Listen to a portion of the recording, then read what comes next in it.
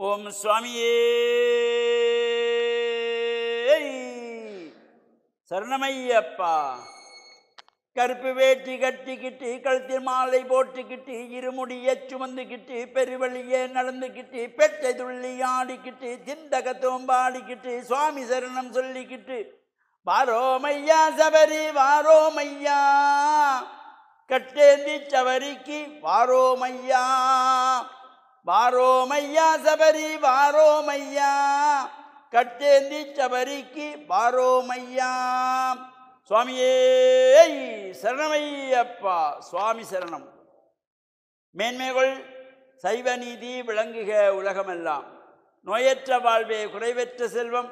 அந்த நோய் நொடிகள் இல்லாத வாழ்வு உலக மக்கள் எல்லோரும் வாழ வேண்டும் என்று கலியுகத்தின் காந்தமலை ஜோதியாகிய சபரிமலை சுவாமி ஐயப்பனுடைய திருவடிகளை சிறந்தாழ்த்தி நேயர்கள் அனைவருக்கும் சர்வதேச இந்து மத குருபீடம் அகில இலங்கை சபரிமலை ஸ்ரீ சாஸ்தாபுரத்தின் சார்பில் இனிய வணக்கங்களும் நல்லாசிகளும்.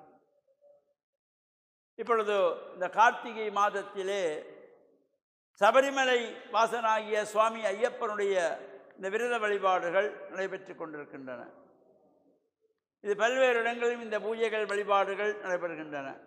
சாஸ்தாபுரத்திலே 43 ஆண்டுகள் நிறைவு செய்து 44வது ஆண்டிலே இந்த ஐயப்பனுடைய மகரஜோதி பெருவிழா நடைபெற்று கொண்டிருக்கின்றது.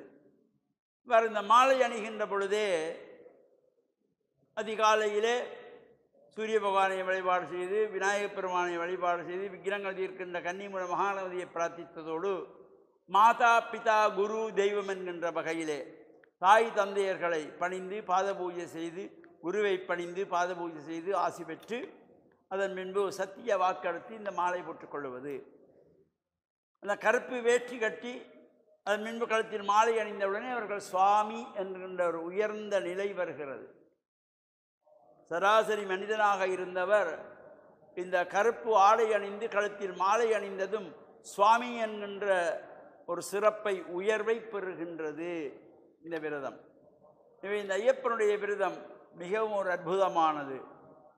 யார் யாருக்கெல்லாம் இந்த இறையருள் பூர்ணமாக நிறைகின்றதோ அவர்கள்தான் இந்த பூஜை வழிபாடுகளிலே கலந்து கொள்ளுகின்ற பெரும்பாக்கியத்தை பெற்றவர்களாகவும், இவ்வாறு கருப்பு ஆடை அணிந்து கழுத்தில் மாலை அணிந்து சபரிமலைக்கு இருமுடி சுமந்து பெருவழி நடந்து பேட்டை துள்ளி பம்பை நதிக்கரை சென்று சன்னிதானத்திலே 18ஆம் படியேறி ஐயனை தரிசிக்கின்ற பாக்கியம், நெய்யபூசகம் செய்கின்ற பாக்கியத்தையும் அவர்களுக்கு கிடைக்கும். இவ்வாறான புனிதமான பக்குவமான உன்னதமான விரதம் இந்த ஐயப்பனுடைய விரதம். இவ்வாறு இந்த ஐயப்பன் விரதம் இருக்கின்றவர்கள் தங்களை முதலிலே தூய்மைப்படுத்தி கொள்ள வேண்டும். தாங்கள் அந்த விரதங்களை நெறிமுறை தவறாத ஒரு குருசுவாமியிடத்திலே மாலை போட்டுக்கொள்ள வேண்டும். நெறிமுறைகளை கடைப்பிடிக்கக்கூடியவராக இருக்க வேண்டும். அந்த விதிமுறைகளுக்கு அமைவாக வாழ வேண்டும். அவ்வாறு இருக்கின்ற பொழுதுதான் அந்த விரதத்தினுடைய பூரணத்துவம் அந்த மாலை அணிந்தவருக்கும் அணிவிக்கின்றவர்களுக்கும் உண்டு. அவ்வாறான சிறப்போடு கூடிய ஒரு உன்னதமான விரதம் இந்த ஐயப்பனுடைய விரதம். இவ்வாறு இந்த விரத அனுஷ்டானங்களிலே ஈடுபடுகின்ற பொழுது காலை மாலையிலே சரணங்கள் விழித்து கொள்வது, சரணகோஷம் செய்து கொள்வது, 18ஆம் படி பூஜைகள் நடைபெறுகின்ற இடங்களிலே சென்று பிரார்த்தனைகள் செய்வது, கூட்டு பஜனைகள் வழிபாடுகளில் நாம் கலந்து கொள்வதோடு பொதுவாக இந்த மாலை அணிந்த சுவாமிகள் சாப்பாட்டு கடைகளிலே குறிப்பாக ஹோட்டல்களிலே போய் உணவு அருந்தக்கூடாது. அந்த உணவகத்திலே நல்லவரும் வருவார், கெட்டவரும் வருவார், குடிகாரனும் வருவார், கொலைகாரனும் வருவான், தீட்டுத்திறக்கு போயிட்டு வந்தவனும் வருவான், மரண வீட்டாலே வந்தவனும் வருவான். அது ஒரு வியாபார ஸ்தாபனம். அங்கே மாலை அணிந்த புனிதத்தோடு சென்று அங்கே அந்த மாலையினுடைய சிறப்பை பெருமையை அசிங்கப்படுத்தக்கூடாது. நமக்கு வீட்டு உணவு இல்லை, கடையிலே தான் சாப்பிட வேண்டுமா இருந்தால் பார்சலாக எடுத்து சாப்பிடுங்கள். தயவு செய்து அது சைவ உணவாக இருந்தாலும் ஹோட்டல் வழியே போய் சாப்பிட்றதை மாலை அணிந்த சுவாமிகள் அறவே நிறுத்தி கொள்ள வேண்டும். அது பெரிய ஒரு பாவத்தை கொண்டு வந்துவிடும். அங்கே வருகின்றவர் எப்படி இருப்பாரோ தெரியாது. அது மட்டுமல்லாமல் எவ்வளவு தூரம் தெய்வ பக்தி உள்ளவரோ தெரியாது. அவர் பார்த்து கிண்டல் பண்ணுவார். இங்கே பார், மாலையை போட்டுக்கொண்டு கருப்பொட்டி கட்டி ஊரை ஏமாத்துகிறான், அதிலே ஒரு பிரச்சனை வந்துவிடும். இவ்வாறெல்லாம் நடைபெற்றிருக்கின்றது.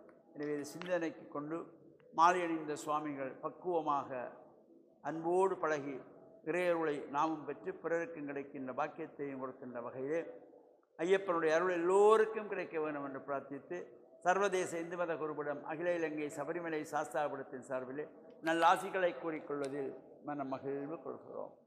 வணக்கம்.